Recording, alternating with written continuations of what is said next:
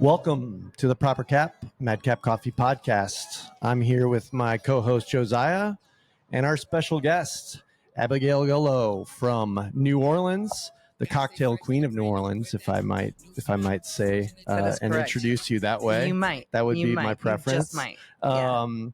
But she has made us something tasty to drink here. So before we get into the juicy details of our conversation, Abigail, what are we drinking? We're drinking a little crisp, fresh, little kind of aperitivo spritz. So Aperol spritz being kind of the most common one, but there are many different brands now that duplicate that kind of aperitivo bright, bittersweet flavor with just a little sparkling French wine, because I like the way the French do it, baby. I know it's a shame we're in California and I'm drinking French wine. Yeah, go France.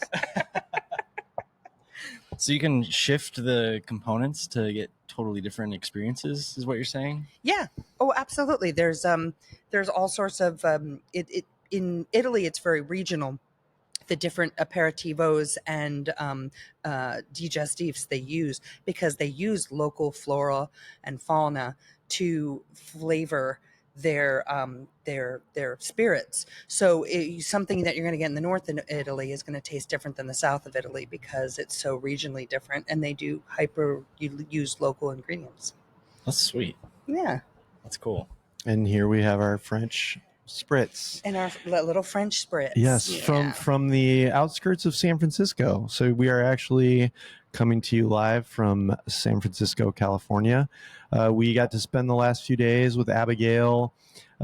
She slung her voodoo drinks and we slung our voodoo coffee at an event called Acousticamp for Chris Thile and a bunch of other amazing musicians over the last few days. They had a very intensive boot camp. We actually met Abigail through this event 3 years ago now. Mm-hmm. This is our third year doing this together. Yeah. What better opportunity than to corner our friend here and just hear more about what she's doing, her long and winding road from, if I remember correctly, New York and Seattle, and some other places in between. I think you did some bar slinging in Europe even at different times, or stages or something. Yeah.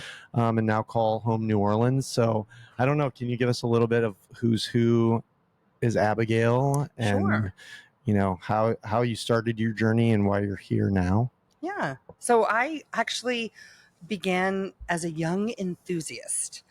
My grandfather taught me how to make a Manhattan when I was 7 years old.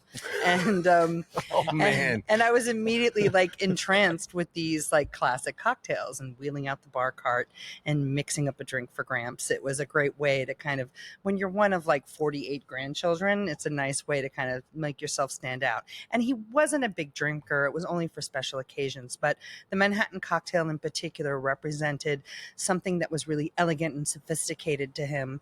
And that's because his father was a barman at the old Port of Astoria Hotel, which in its heyday, and he worked at the one that existed where the Empire State Building stands now. Oh. So it was this gorgeous Beaux Arts building, and it was the height of hospitality at a time when cocktails were kind of at their zenith in America before Prohibition. So he had this idea that this Manhattan was, you know, the drink of a great American drink, which it was, a great American cocktail, and a drink of New York, again, which it is, and a drink that represents all the hard work his immigrant father put in to make it in New York City, and also where he met his wife. My Irish great-grandmother was a maid at the Waldorf Astoria Hotel, and my French-Canadian great-grandfather was a barman, and that's how they met. That's incredible. Were you taking sips at 7 years old when you were making these Manhattans? Like you're building your palate at that age? Absolutely. Yeah. I was very lucky that both my grandparents, my father's parents were Italian and Sicilian, and they had a farm. So at a very young age, I knew what good food tastes like. And to this day, if I ever meet a chef who I think has an amazing palate, I'll ask him which one of his grandparents had a farm. And he'll be like, actually, it was my... Wait, how did you know? And I'm like, because you know what good, fresh food tastes like, and you know how to manipulate it and use it and serve it to people. Both my grandparents were experts at that, and that was handed down to my parents. We actually did not have a culture in my family of going out to eat. I didn't experience that until I was well into my 20s and 30s in New York City. As a young person, we could not afford it, and it was just not something we valued in our family. We cooked for ourselves. And so it was much later in my life that I kind of got into the idea of hospitality and having someone else cook for you other than your family. So what in your journey? So 7 years old, you started at 7. Well, your that's inspiration. that was my obsession with classic cocktails. But then as soon as I became 21, I realized nobody made these cocktails anymore. So I had to seek out the people who still did. And luckily I turned 21 in New York City, and I got to meet Dale DeGroff and go visit him at the Rainbow Room and go to the Windows in the World and go to these amazing cocktail bars as the cocktail revolution started to grow. And then by the turn of the 21st century, it actually became a viable career for me as well. So that's how I kind of transitioned. I was a school teacher and I was a performer in New York City. And those skills really helped unknowingly build the skills I needed to be a good bartender as well, even though I didn't work in the service industry until my mid-30s. Until your mid-30s. Wow. Yeah. Well, and I mean, I think, you can see it. I mean, we've been to some of your cocktail classes and seen you in different environments. I mean, you can see the educator. I mean, your classes are so fun because I think anyone who's, I mean, it's more than just showing people how to make a cocktail.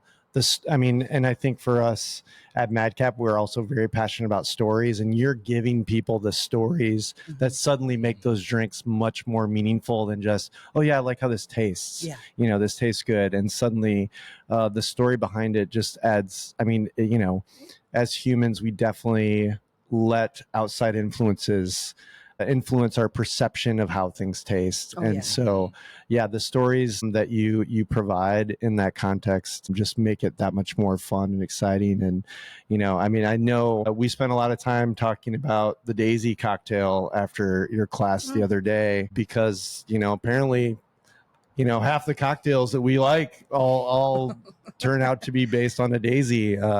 And so, which, just makes it that much more exciting. And then we want to try other things as well. Right. But, not to get too far down that rabbit hole, but so tell us more about your journey. So you started bartending in New York. That's where your bartending career started. In New York. Yeah. I was, I had been lucky enough to have a really good friend of mine from high school who married well. So as a school teacher, I couldn't really afford to go out to a lot of these cocktail bars. And his partner did not like to go out. But he did. So he's like, where to go. These are the days before internet and Eater. All we had was that Zagat guide that would come out, once a year. And he was like, where to go. Where all the hip spots are. I'll pay for drinks if you take me out and show me these cool places. That's a nice friend. So Seriously. I call him my cocktail daddy, Kent Pierce. That's for you. You're my cocktail daddy. I have a career thanks to you. No, I'll always make him drinks now whenever I go to his house. Although he's a wonderful drink maker at home in his own right. I mean, we used to have these community gatherings for everyone on the floor of his building. He has these Friday happy hours, and he also taught me about the importance of building community. So not only do you go out and you want to make good drinks and you want to know the history of the drinks, but the way he gathered his tribe around him every Friday to just get together and have a drink, it seemed very old fashioned and yet very modern at the same time. To be like, look at all these people, all these different types of people from different backgrounds, different ages, all coming together to enjoy cocktails, regularly with this wonderful person. And I think that really inspired me to, those were my favorite bars too, where you felt like that, where you would walk into a bar and the bartender remembered what you had or remembered that you'd like to be adventurous. And they said, oh, let me try this on you because I know you liked this last time, and you got to know bartenders and they got to know you and you felt like you were part of something. Yeah. And that building community, I think is so important as we grew in a digital age to be a little bit more removed from society.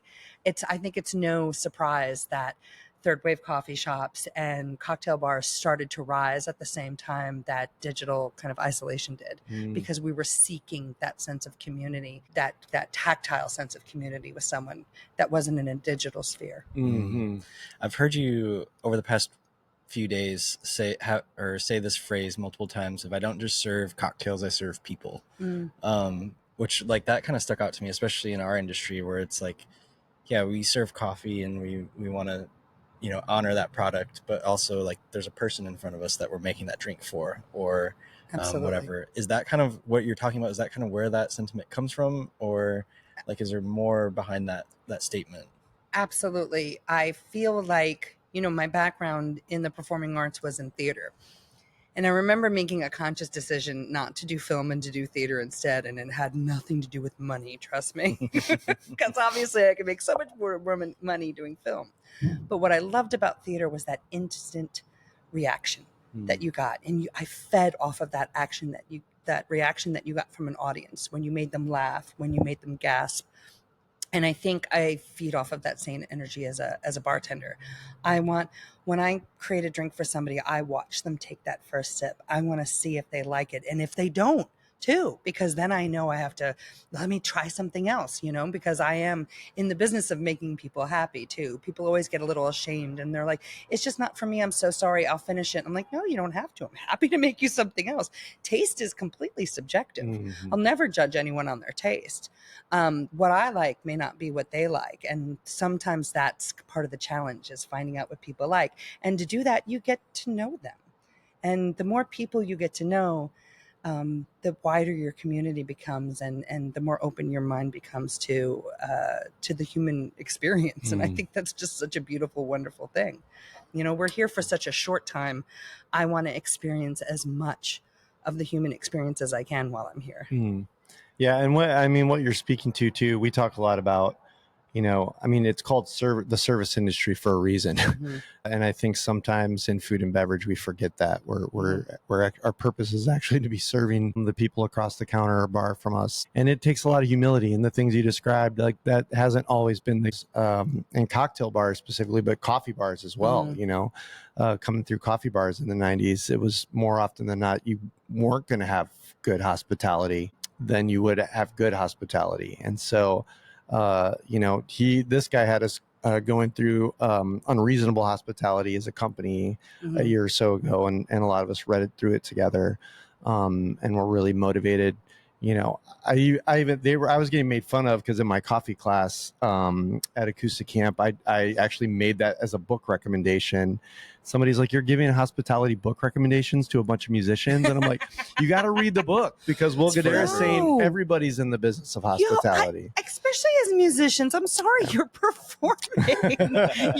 you have to. You also depend on that reaction from the audience. You know, I think we have a lot more in common with the musicians than they realize, 100%. as far as like that what we do as a performance. And we have, you know, they have hard skills, you know, with their fingers and with their strumming. We have incredible soft skills with listening and taking care of people and negotiating things with people. And we also, like, it takes a lot out of you. I know when you guys get done with the shift, you're exhausted. Yeah. You're exhausted. You need to like just tune out and not talk to anyone for a while, because it takes a great deal of energy to put that out for people as well. Yeah, the emotional investment. I mean, we talk about that a lot. Like, it still doesn't get talked about enough, like in service, because you know, any of your needs in that moment that's irrelevant, because you're there to serve someone else. Yeah. How do you deal with that? Because you work in a bar in a hotel in New Orleans that has high tourism. So you have people from all over the world coming. Absolutely. And, you know, they're not regulars necessarily. I'm sure you have regulars, but there's people who are just in and out. Yeah. And how do you like find energy to keep serving and staying engaged in that, like, and not get emotionally drained day in and day out? That's a really good question. I do believe it takes some discipline in that you are somehow able to, when you start a conversation with someone, you can kind of guess where they want to go. Sometimes they just want to be left alone. Don't push it. If that's what they want, give it to them. The greatest advice my mother gave me to get me through college was, every professor is going to be different. Find out what that professor wants and just give it to them. And that was such a huge moment of advice that I still use daily is like, I'm kind of trying to figure out what people want from me, and I just give it to them, and not do too much, not do too little, just exactly what they want, because I have to reserve my energy for myself as well. I think I'm very lucky to be in a city like New Orleans, where people come with an open mind to experience a unique and distinct culture. So they're open to, what should I do? Where should I go? I know I want to do this, but what else should I do? And we have a reputation for locals having the best ideas about where to go. So people come eager looking for suggestions. So that makes my job a lot easier. But man, I remember many times, you go to help someone and it's like running into a brick wall, and I'm not going to keep running into that brick wall. I'm just going to be like, okay, and back away. I'm not going to waste my energy. But it took me a while to be able to recognize that in other people. Like, they don't want me. That's such good advice. Like, there's a wall. Why am I going to keep running into it? Like, Don't keep running into the wall. wall. It's not going to knock over. No. Yeah. No. I just like that with relationships too, to be honest, right? Yeah. I wish more people were like that. I'm like, come on, why are you still doing that? Stop running into that brick wall. That dude's not calling you back. Just setting boundaries. You're taking care of yourself. Yeah. And because it's doing a disservice to that next guest that you might have a connection with. Yeah. You're like, and you're drained, or you're still like wrapped up in the last bad experience you had. You have a lot of times I'll have like one bad experience with a guest and it would ruin my whole night. And you're like, you have to learn to let it go, because the good experiences are so much more important. And even when there's a big, idea of faking it till you make it too. I'll walk into a shift exhausted and I'm like, put that smile on, start putting in energy, start asking people questions, and then just respond to the responses they give you.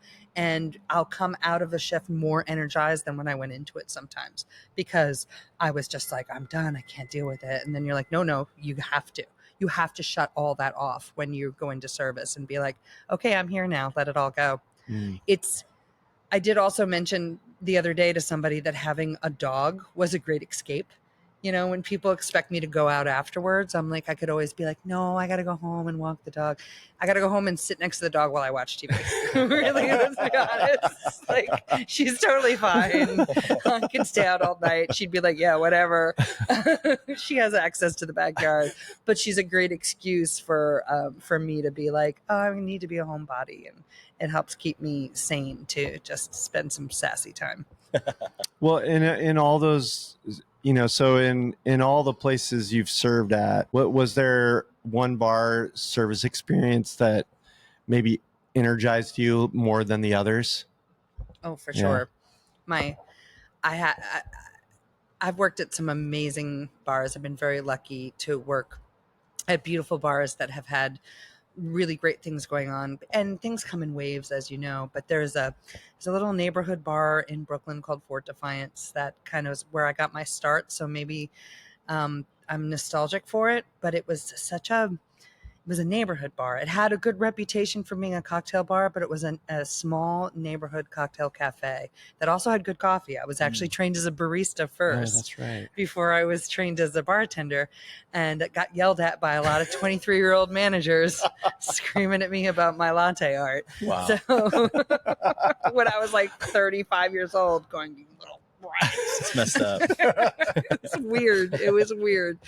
But I had done a whole career shift, a whole career pivot. So I knew and I was old enough and mature enough to realize, well, you're not going to get better at it if you don't keep trying. And so I put so much work in. And by the time I left my experience there and moved to New Orleans, the only reason why I stopped working there was because I moved to New Orleans, was I had become a really much better bartender.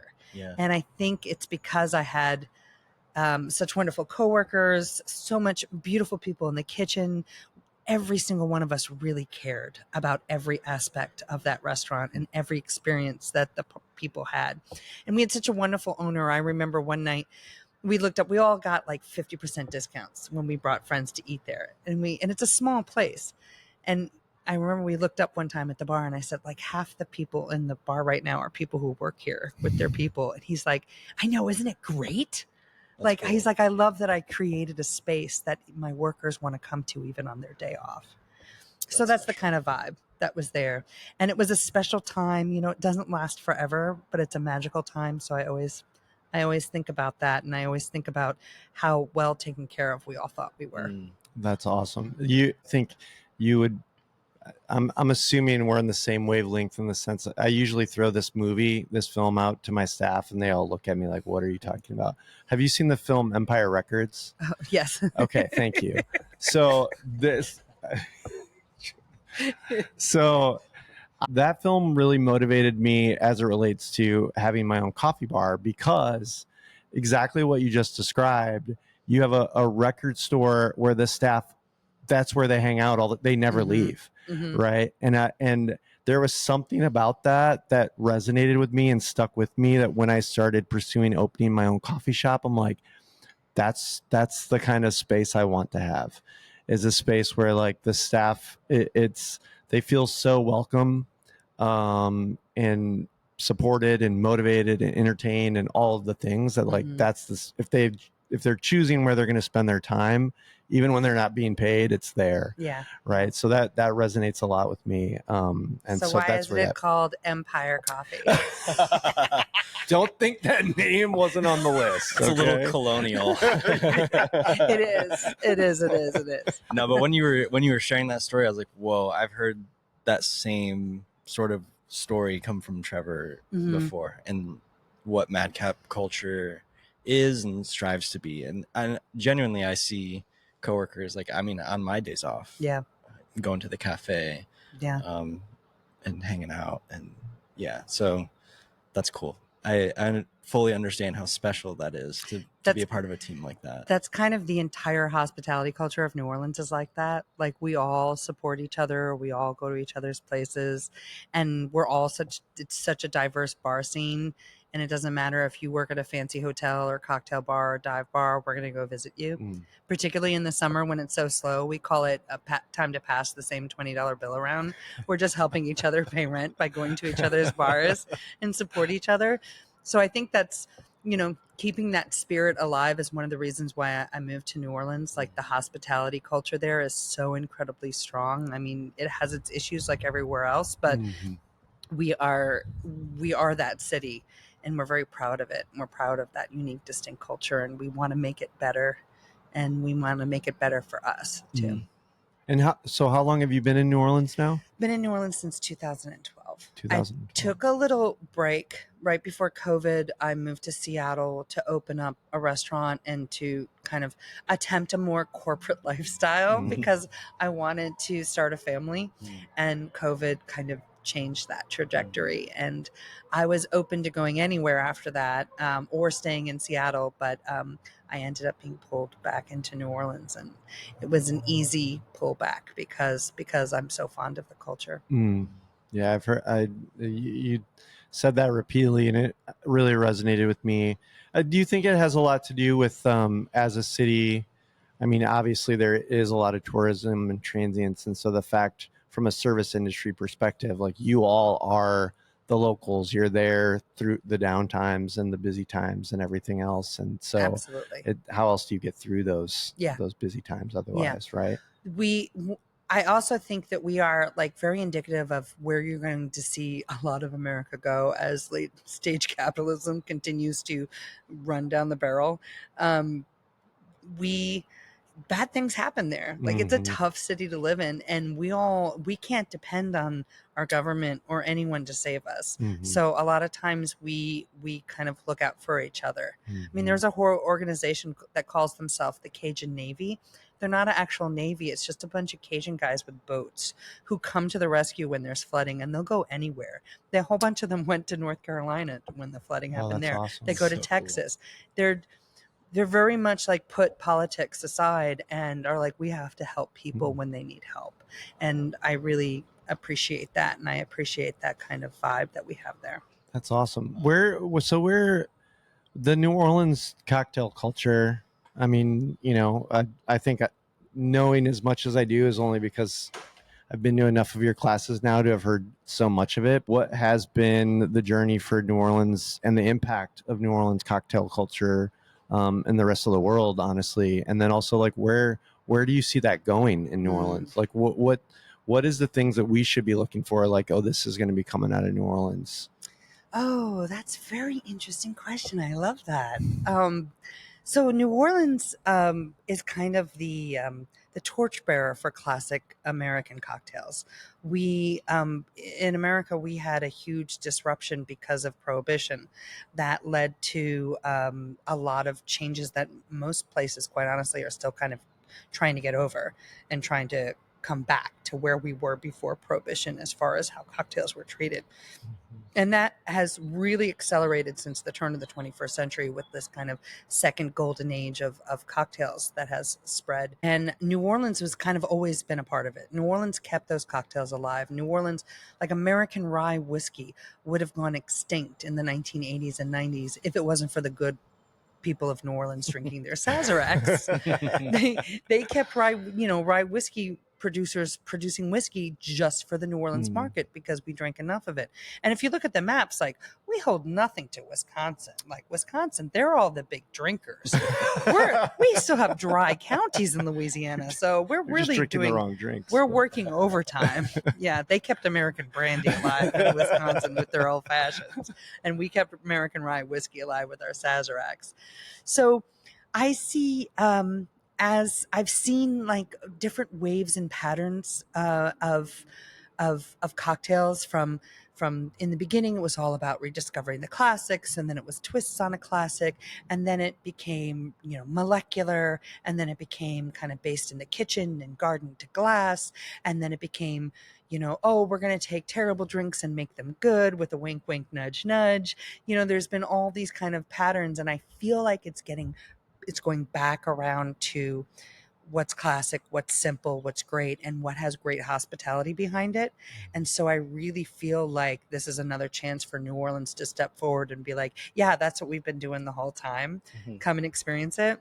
We have the world's largest cocktail conference. Tales of the Cocktail happens every year in New Orleans. It's happening right now, I think, when this comes out. And we so look forward to bringing the world comes to New Orleans to share their ideas.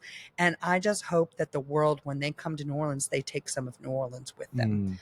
Because there's a reason why that world's largest cocktails contest is in late July in the sweltering heat in New Orleans. Like, our city historically is so important. Our diverse bar scene is like none other in the world, and you can find anything anywhere, sometimes 24 hours a day. You can find bar hospitality, great bar hospitality. And I think that will never go out of style, and that's why New Orleans just keeps doing what it does. That's awesome. I don't know if I told you this. I was a presenter at Tales of the Cocktail in 2011. I was on a panel with some folks, and the title was Coffee, the Missing Ingredient in Cocktails. And the whole lecture was around how, there were bartenders out there that were using specific coffees because of the nuances and complexities of those coffee rather than just coffee flavor, right? And so that there was sort of our job as coffee professionals was to empower and help support our local bartenders and mixologists in showing them how there's a lot of potential in good coffee, and they could be way more creative if they knew that what materials were at their disposal and where to take it. So getting to be there as a presenter, and then I got access to all this education and things, and just seeing that probably what people think when they go to our coffee shows, they're like, what is happening with all these nerds everywhere, but it's like, I can still remember I went to Luxardo, had a class on just like how they make their Luxardo liqueur, and it was like 8 a.m. in the morning. And you're sipping on these drinks and you're tasting the liqueur on its own, and just seeing it at the different stages as they process it and things of that nature. I was just super impressed with the event in and of itself, and obviously being exposed to it for the first time in the city. That was my first time in New Orleans. Really? So it was all just sensory overload, but it was, as a fellow nerd in it's sort of a parallel universe, it was just a really cool experience to have and place to be. It was awesome. God, that's awesome. We were both there at the same time. I was doing a pina colada competition that year. The competitions too. I know the competitions, and they're just kind of all over the place. Yeah, it was such a cool thing to experience and be a fly on the wall as an outsider a little bit. Is it just like a cocktail expo? Like you mentioned it earlier, and I was like, No, it is a combination of bartender spring break with tasting rooms, okay, educational classes like that Cool. seminar that you were a panel on. Those are my favorite part, to be honest. Like I love going. There's always tastings involved as Okay. well, and that's my favorite part. That's where I learned so much about Amaro and where I got inspired by Bourbon Street cocktails. I saw a whole there was a whole seminar even on the trashiest of drinks. Loved it. Loved it. Learning about the history Cool. of it is so amazing too.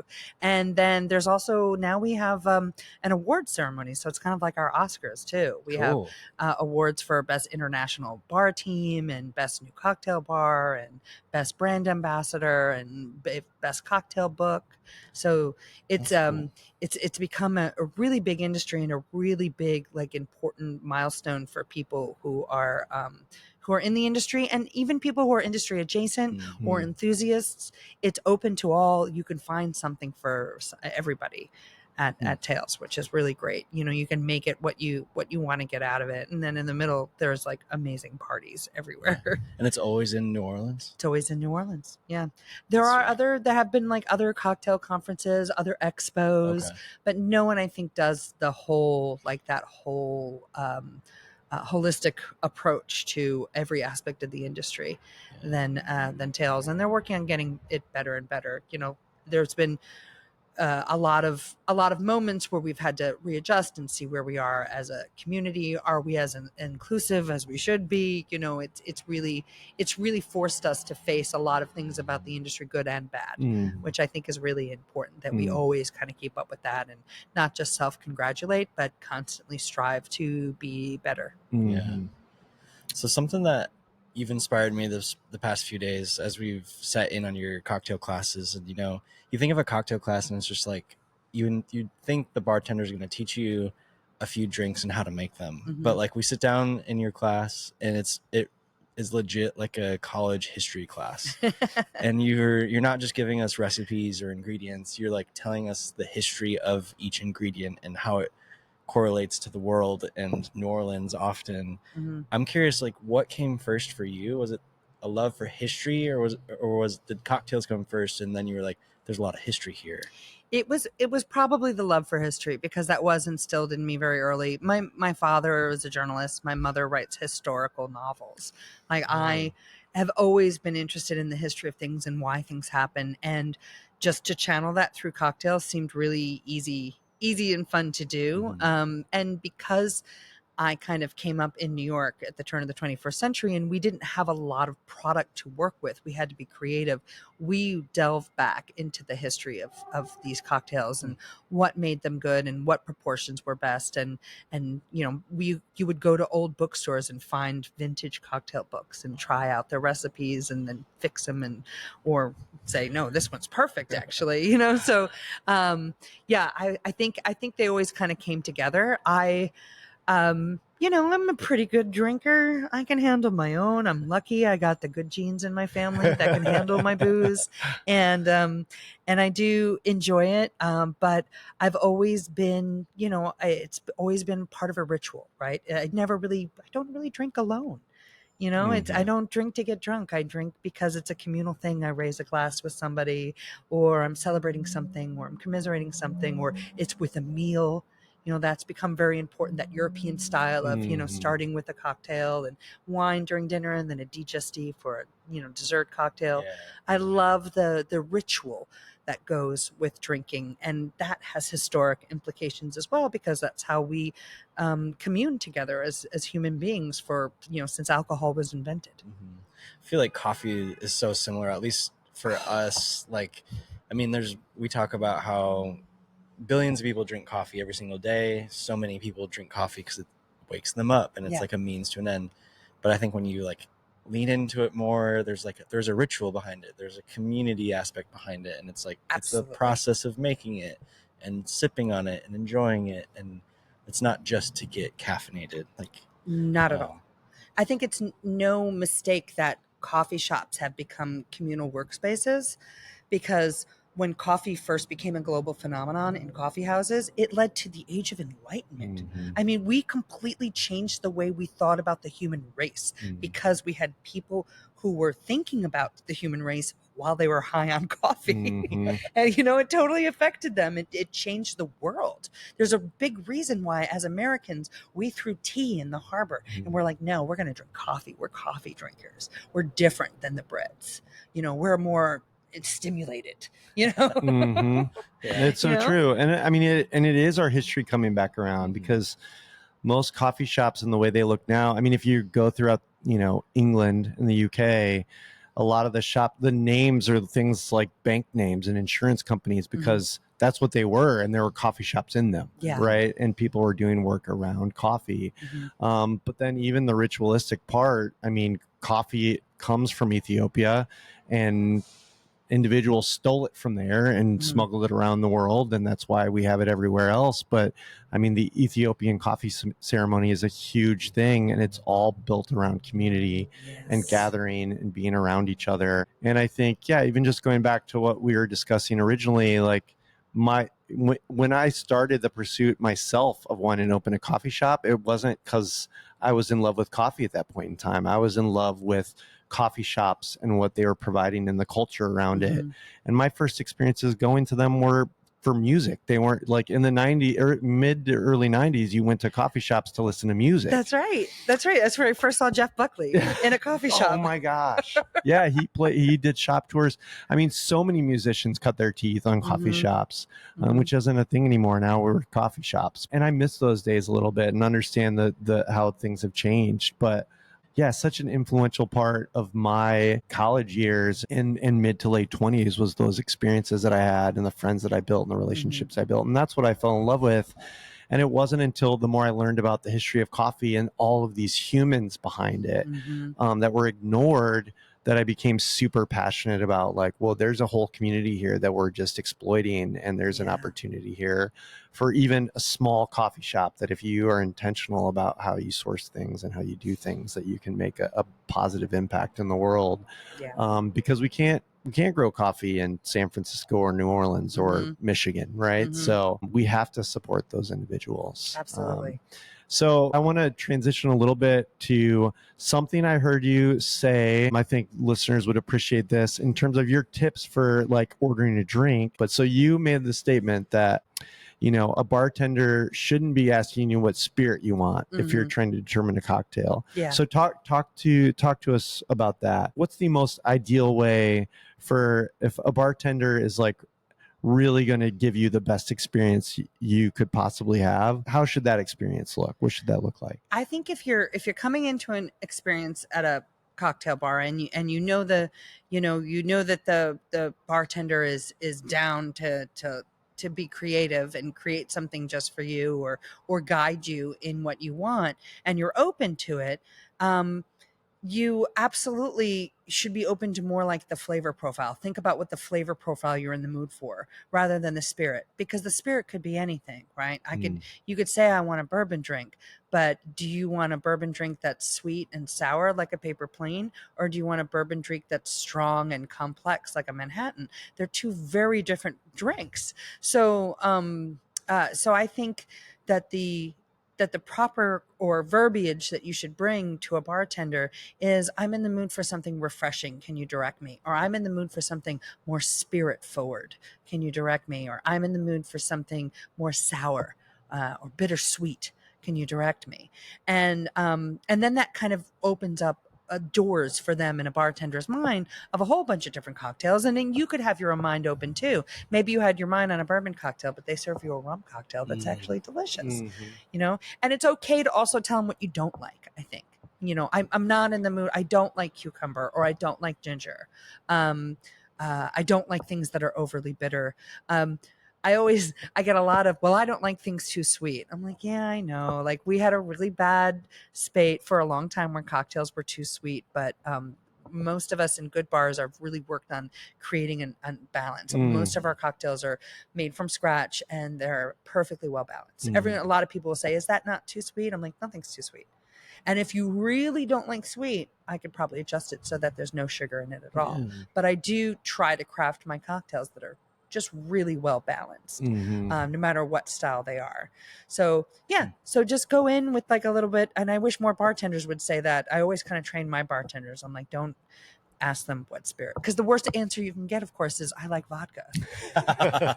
And I'm like, not that there's nothing wrong with vodka, but vodka by its very nature is odorless, flavorless. Like Right. you've You told like me the other things nothing. in there. You don't Yeah. like vodka. Yeah, that's right. Nobody likes vodka.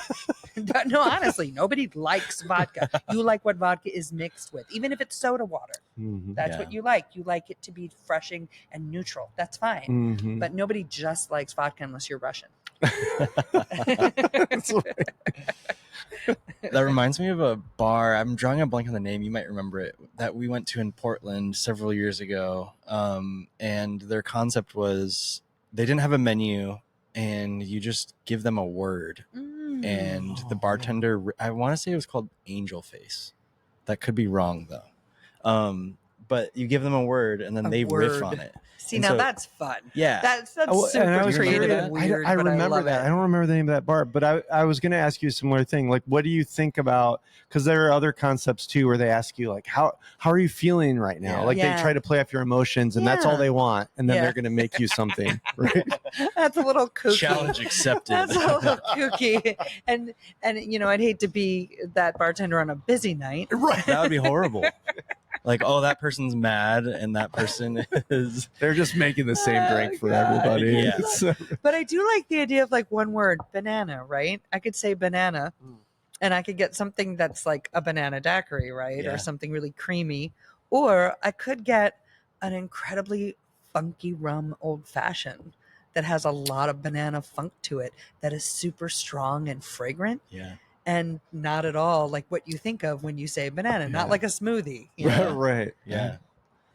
I like that concept. That just triggered another thought in my mind, and I'm curious how there's been kind of like a resurgence of people who are avoiding alcohol and are or just taking a break from alcohol. Mhm. Like, how have you adapted as a bartender for those requests where it's like NA options I find are tricky to make? Like, I'm not a good bartender, so I'm not a good Mhm.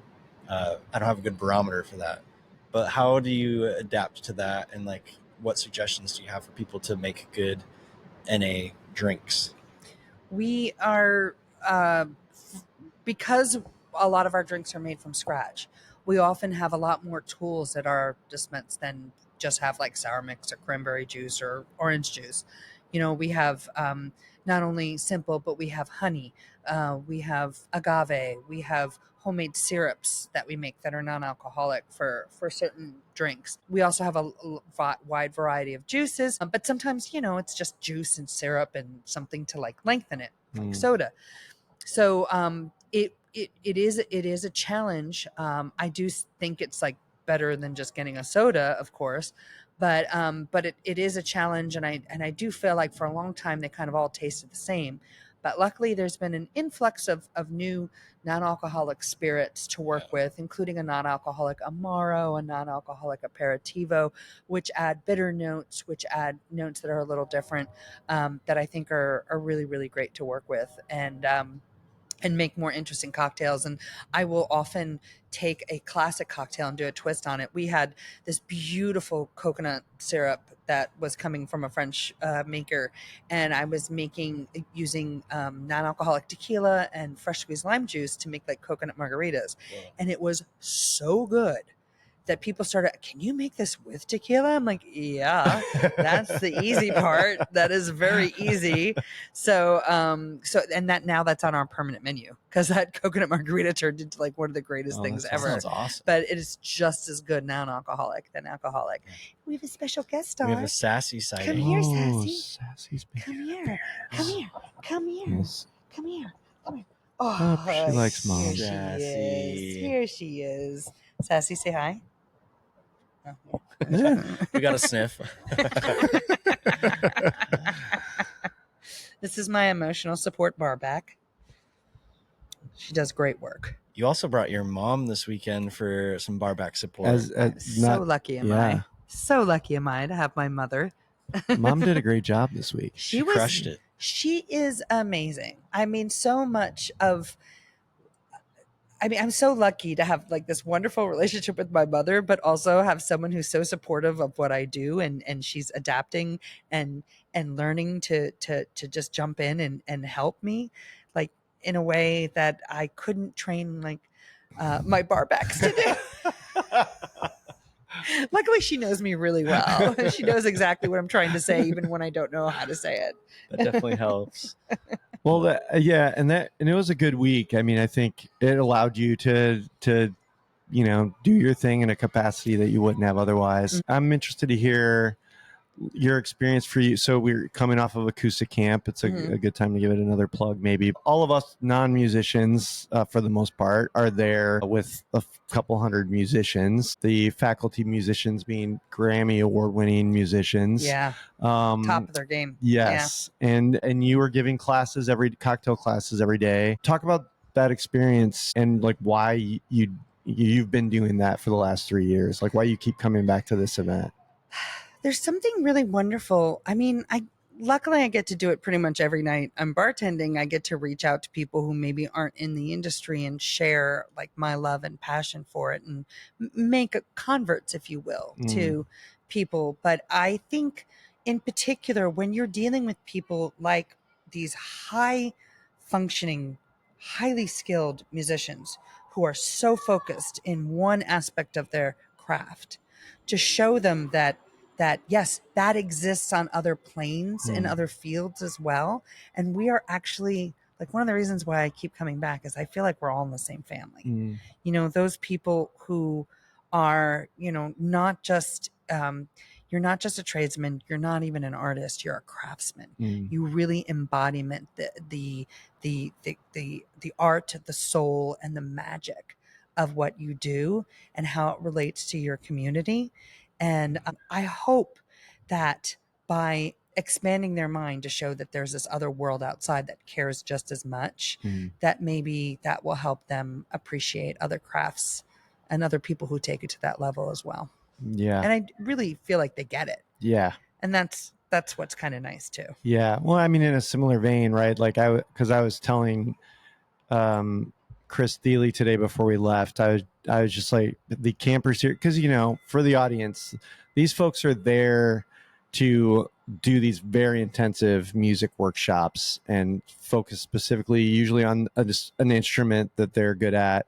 And we're just an amenity. We're a little side distraction, if you will. But they are such an attentive, inquisitive audience. And I was telling him, it's like this is when we do what we do. This is the customer. This is what we want every one of our customers to be like. This is very true. Game recognizes game, as the kids say, right? Yeah, and so it really, speaking earlier about like what energizes you. And I think for us, it's like, because these, we come in, they're really long days, but it's so inspiring. And then we get to be flies on the wall, watching them do their thing. And to your point, like they're bringing, I think, a similar passion and commitment and work ethic that we bring to it.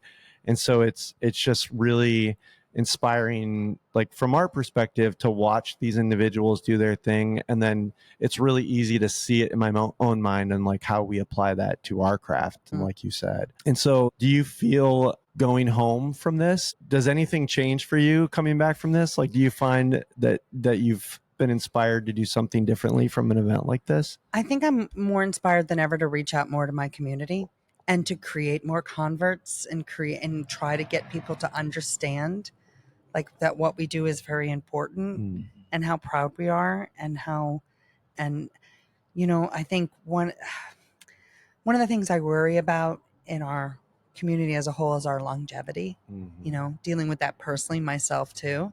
And I really need to feel like that it is understood how important we are to the community. And I want to open that community up. I want more people to have experiences that we have, and when the joy that we have and the community that we have and the support that we feel, I want that to be opened up to more. I want to make room for more people to come with us, because that is just going to make the world a better place.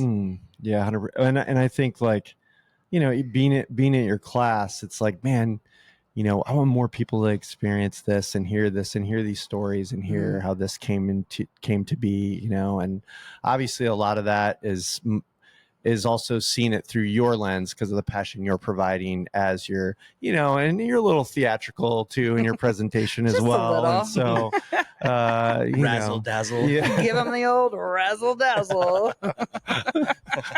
So it's hard not to be inspired by it for sure. Well, I feel like it speaks to the genius that is Chris Thile of like the through line between music, coffee, cocktails. It's Yeah, like he gets the it. communal aspect of all three of those things. He really gets Yeah. it. He's such an incredible human being. It's so special. It's like he has got so much room in his spirit for so many people. He's just a gift to this world. It's amazing. Well, and then Grant, who we brought with us, our third team member this week, we were driving in the car up from Monterey Bay to San Francisco, and kind of out of the blue, all of a sudden he goes, everyone there was just so nice. Yeah. And it's true. And like Chris finds those people and brings them in all under one roof, and all the faculty and everyone are just so nice. And again, just bringing that like supportive and inquisitive and humble mentality to everything. It makes it such a special event. In a world that seems increasingly divided and angry and corrupt, it's really nice to be reminded that there are good people, that there are nice people, and that we strive to keep those people, like keep creating those people, but also keep those people around us and protect them in our community. Yeah, 100%. So thanks, Chris Thile. Thank you, Chris Thile. Thanks for connecting us Thank all. you. Yeah. Yeah. Oh my gosh. Like we were both at Tales of the Cocktail, but we didn't meet till Chris Thile brought us together. So hello. Do you have any parting thoughts for, we've got, we don't know exactly this would be episode 5.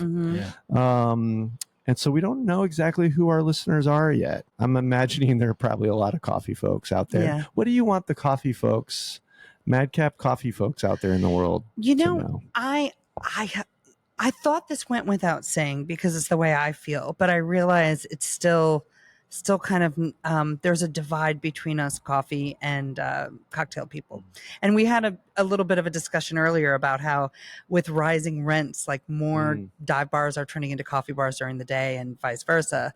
Coffee bars are turning into bars at night. And I've always felt from the beginning that we are two sides of the same coin. And I always felt baristas make great bartenders and bartenders can make great baristas. And the one thing that kind of separates us is that we're either morning people or not. It's so true. Facts. It's so true. So I guess I would want coffee people to know that we're all in this together. The hospitality family, as it were, is going through since COVID, some really rough times, and there's a lot of reckonings out there, and not to talk about the politics of tip culture and everything. We are all so in this together. And I would say that if you are just involved in coffee, try to find your local cocktail nerd. You're going to have more in common with them than you think, and vice versa for cocktail people. Find your coffee person. I've always been really happy to find my coffee people wherever I go. I know you I was ashamed to admit that I don't really make coffee at home, but that's because I've found great coffee people in New Orleans that I visit every day and have chats with, and they know what I'm in the mood for. And if we've done our jobs, we found good cocktail people, so we don't have to make cocktails at home. Yeah, exactly. Precisely. And even if you aren't drinking, it's come for the community, because it's not just about the cocktails, as I'm sure it's not just about the coffee. It's about the experience and the community that you found.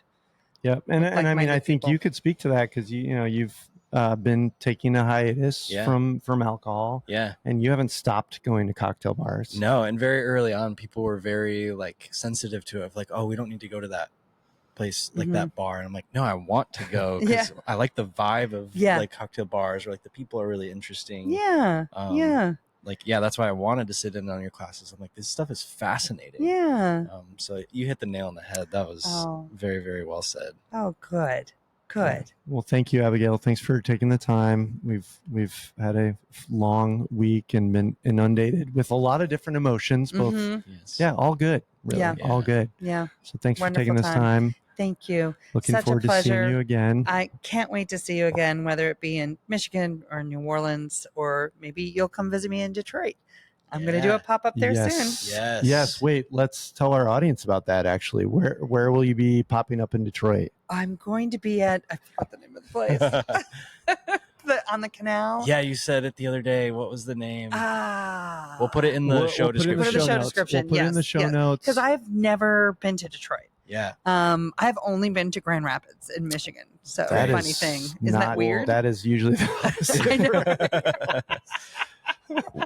So I'm very excited to be making my first trip to Detroit later this year and to be popping up at a restaurant. So please look out for that and come out for that. And we should definitely work together and incorporate some coffee and a cocktail. Yes. Right? Yes, absolutely. Yeah. All right. Well, yeah, we'll put that information in the show notes, and you all have to come see Abigail in Detroit if you're from Michigan and you're listening. And Sassy will be there too. And Sassy will be bar backing. Let's go. I did a pop-up bartending shift in Brooklyn for 5 hours. I had my other dog, Ronnie, sat in a bar stool like directly across from my well for 5 hours. She was just so good. And people kept coming in and were like, this is like a bar in New Orleans. There's a dog at the bar. I was like, she did her part. She created the ambiance of a New Orleans bar. That's so good. I didn't know that was an expectation of a New Orleans bar. It is, apparently. There's cats, there's dogs, there's badgers. Who knows? Possums, nutria. we've got all sorts of creatures in the bars there. It's all creatures, great and small, hang out in the bar in New Orleans. Love it. All right, folks. So get out to New Orleans, bring your pets. Yes. Say Come hey. visit me in New Orleans at Loa at the International House Hotel.